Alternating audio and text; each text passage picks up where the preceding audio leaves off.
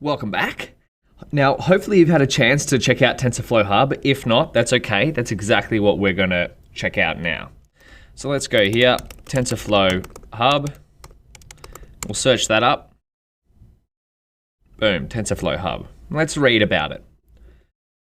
So TensorFlow Hub is a library for reusable machine learning models. Okay. So TensorFlow Hub is a library for the publication, discovery, and a consumption of reusable parts of machine learning models.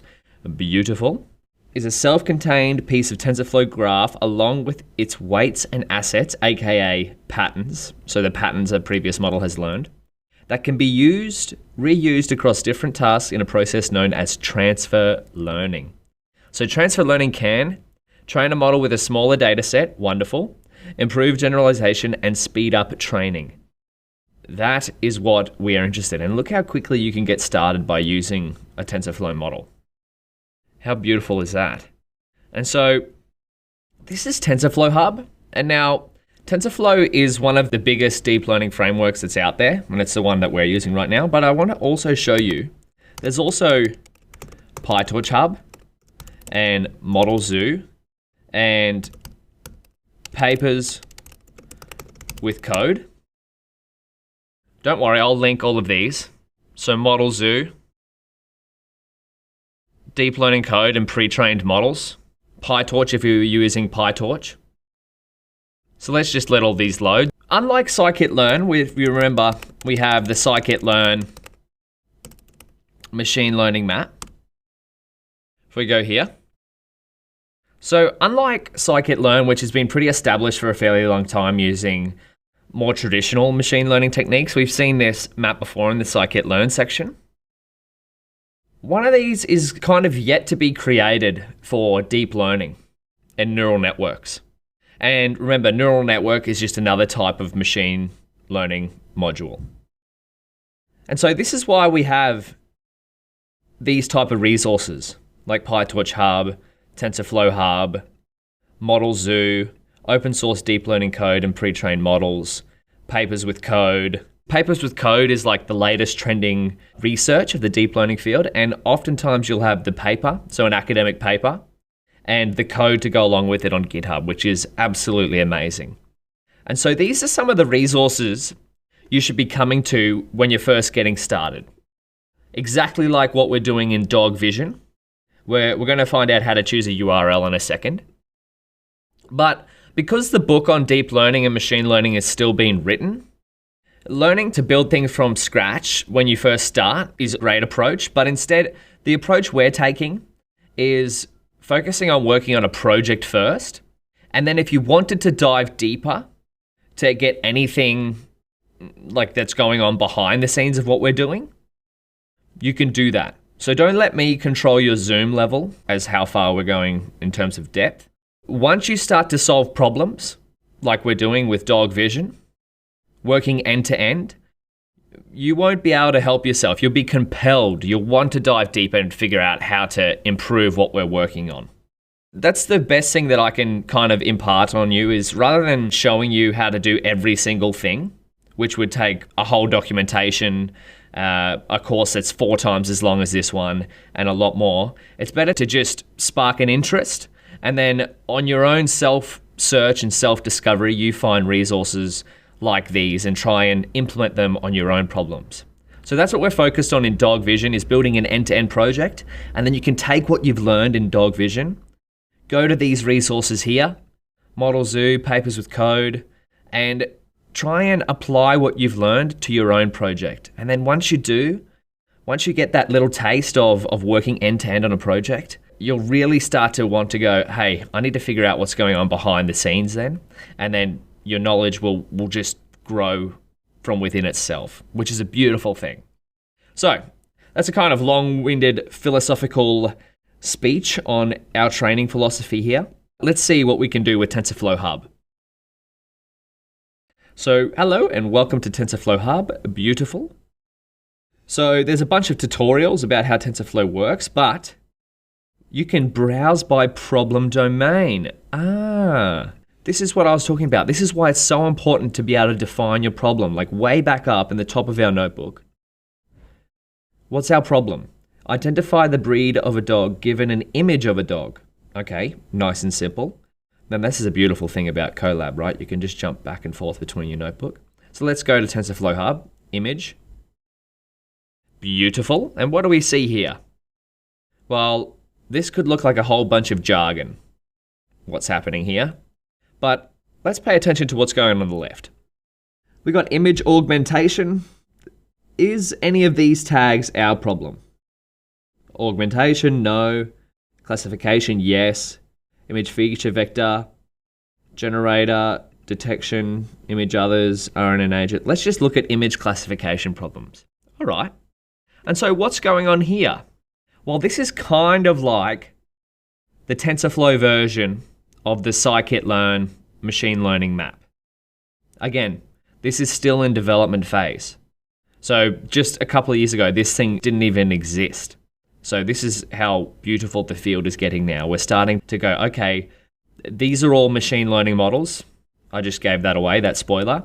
And these are ones that work pretty good. So rather than retrain a machine learning model from scratch every time and take up a bunch of computing power and a bunch of time and a bunch of resources, let's just publish all the patterns that we find in previously built machine learning models so that other people can apply them to their own problem. What could we find? Let's have a look at architecture. Architecture is another word for machine learning model or neural network architecture. With neural networks, you'll probably find that they have some pretty fancy names like Inception ResNet v2. Sounds like a crazy movie. ResNet v150, ResNet v250. And now I want to show you something about ResNet. We're actually not going to use this one, but I want to just show you the power of what it's like. So if we click on here, this is going to give us a link copied to clipboard. That's as easy as it is using a pre-trained ResNet model. We can copy that URL, or we could download the model. But if we go here, this is how we create a ResNet model.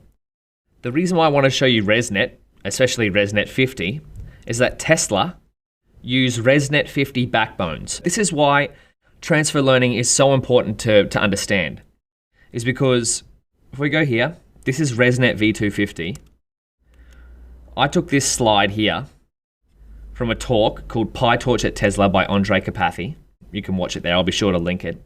But their computer vision systems in their Tesla cars use ResNet 50-like diluted backbones. Of course, they'll have custom layers and whatnot.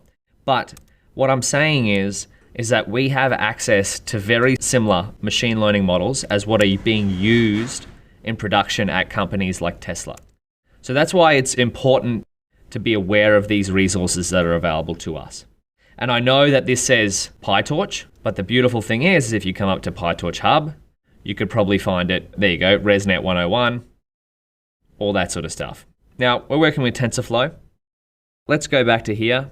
I have a model in mind that we want to use. So we go architecture. This is going to take a little bit of exploring on your behalf, but what you can essentially assume here is that the higher the number, the better the model. But also the trade-off there is the higher the number, the longer it takes to train.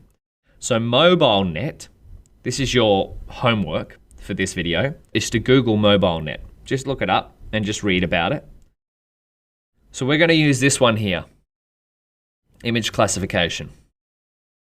So if we have a read about this, TF2 save model, this is a save model in TensorFlow 2 format. It requires using TensorFlow 2 or 1.15 and higher. So that's what we're using, TensorFlow 2, beautiful. So MobileNet v2 is a family of neural network architectures for efficient on-device image classification and related tasks, originally published by, so that's where it was originally published. Now, remember right back at the start what our problem is? I was sitting at the cafe the other day. This beautiful dog came walking past and the friend I was with said that's an Australian Terrier. And I was like, wow, I wish I could take a photo of that dog on my phone and figure out what kind of dog it was. So this is where we come to MobileNet. Wow. It's efficient on-device image classification. That's exactly what I want to do with dog vision. Beautiful. So we can come here and we can see it's got some guidelines of what we can do. This is your homework as well, is to read through this. Even if you don't understand it at first go, just have a read through it, and we'll leave this link in the resources section. By the way, this is where we got that batch input shape. There we go, 224, 2243. Little number on the end here. But if you were reading through this, that's where you would figure that out. So let's copy this to the clipboard, come back, and this is our model URL. We're gonna change that into a string. And we're gonna put in here from TensorFlow Hub, and then we'll put a link to TensorFlow Hub. Wonderful. Come back to Dog Vision. There we go. So what have we got set up now? So if we come back to our keynote, this is what we've set up. We've picked a model from TensorFlow Hub to suit our problem. Remember, we went through our problem domain and we're working with images. What we're focused on is our inputs. We've done that. We've got our data ready. We turned it into tensors. And we've chosen our machine learning algorithm. Wonderful. And now we've got our output shape correct. Now we've got these three key criteria. We have to work out how we can use them all together. The next process is putting them together in the form of a function that's going to create a model for us and return it so that we can fit it to our data set. So let's get started on that in the next video. But remember, for now, your homework is to read up about TensorFlow Hub and to check out MobileNet V2 130 224. I'll link both of these and these other resources in the resources section.